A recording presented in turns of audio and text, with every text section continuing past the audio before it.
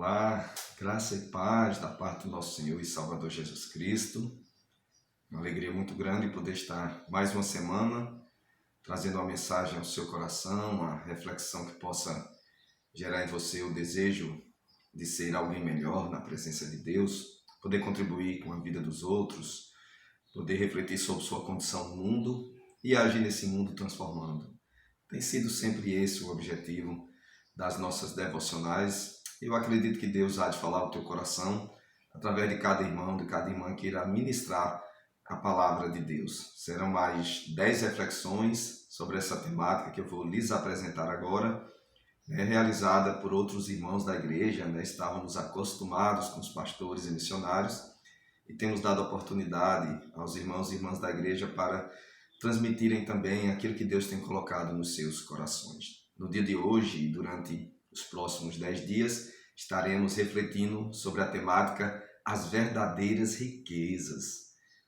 E nós vamos pensar através do texto de Mateus, no capítulo 19, do versículo 16 ao versículo 22. Esse é o texto base e, naturalmente, através das outras reflexões, outros textos virão, que fala da história do jovem rico, assim intitulada, que ao ser convidado por Jesus a abandonar tudo e segui-lo, imediatamente não aceitou a proposta, apesar de conhecer a palavra.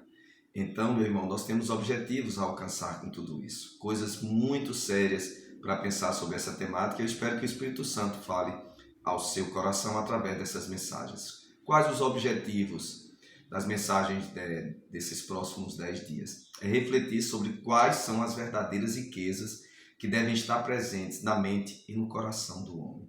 O que é que tem alimentado o seu coração e a sua mente? O que é que mobiliza você? Quais são as riquezas que estão aí? As pessoas, quando a gente ouve esse nome, essa palavra riqueza, sempre vem logo em mente dinheiro, posses, aquilo que a gente possui, quantitativamente falando. Mas nós estamos falando aqui do aspecto qualitativo também, para colocar o nosso coração nas riquezas invisíveis, naquilo que o olho não vê, naquilo que o ouvido não escuta e naquilo que nós não tocamos, que são as riquezas espirituais. Quando Jesus responde à pergunta do jovem rico, quando diz para ele se ele quer ser perfeito, ele deve vender tudo o que ele possui, dar aos pobres e depois segui-lo, porque ele terá muitas riquezas no céu. E aí o jovem vai embora porque possuía muitas riquezas. E tem muitas pessoas também que olham muito para as posses, para aquilo que tem, e esquece que o ser é muito mais importante que o ter na perspectiva de Jesus.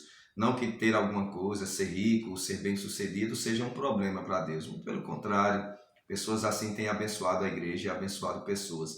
Mas quando nós colocamos o nosso coração e a nossa mente nessas riquezas, elas nos dominam e acabam nos afastando da pessoa de Jesus. Foi o caso do jovem rico, tá?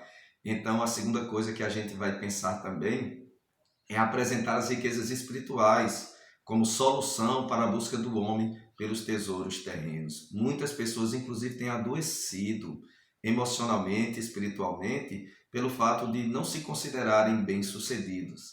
Mas a gente vai entender que ser bem-sucedido tem muita relação com estar de bem na relação com Deus, viver uma relação de intimidade com o Pai. Perceber que as riquezas espirituais, como os tesouros no céu, são muito mais valiosos do que qualquer outra coisa que o homem nos apresente como solução para os nossos problemas. E aí você vai ver que você está ansioso, preocupado com coisas realmente que não têm nenhuma importância para Deus, porque todas essas coisas vão ficar e passar, e o mais importante é aquilo que foi construído no nosso coração através do Espírito Santo de Deus. Terceiro ponto importante nas reflexões, que você vai ver que vai aparecer de uma forma ou de outra em todas elas, é despertar nas pessoas o desejo de se desprender das coisas que são terrenas e pensar nas coisas que são do alto. Não necessariamente só o dinheiro, mas a gente está apegado a muitas outras coisas daqui e tem muita dificuldade de desapegar. Mas a gente tem que construir uma ponte com a eternidade, e construir essa ponte com a eternidade significa que eu preciso me apegar às coisas que são espirituais, que são eternas, que são do céu, e não necessariamente às coisas aqui da terra, que a gente vai viver a partir delas, vai desenvolver muita coisa a partir do que nós temos aqui, mas precisamos construir algo para a eternidade e não tem nada a ver com nossas posses ou riquezas, tá? E por último, reafirmar Jesus como nossa maior riqueza e fonte de todo o nosso investimento. Meu querido, minha querida, pensa nessa possibilidade. Jesus é a nossa riqueza maior. É tudo aquilo, na verdade, que nós possuímos. Até porque quando a gente lê as Escrituras Sagradas, a gente percebe que quando a gente nada tem, é que a gente possui tudo.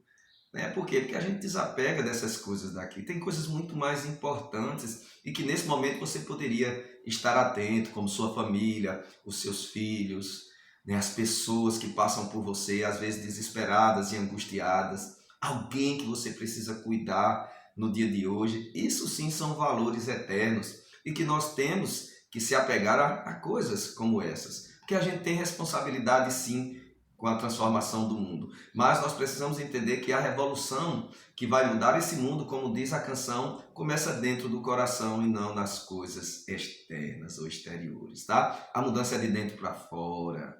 E você precisa compreender que a partir do momento que há uma transformação interior, a gente começa a perceber verdadeiramente as riquezas eternas, tá? Então você está aí desafiado nesses próximos dias a pensar a partir da perspectiva de Jesus. Jesus não criticou as riquezas daquele jovem, mas Jesus, o colocou diante de uma decisão que um dia eu e você temos que tomar. O que você quer verdadeiramente? Se relacionar comigo, com as coisas eternas, ou você vai querer continuar apegado às coisas que são terrenas? Talvez você precise dar essa resposta para si mesmo e para Deus durante a semana, tá bom?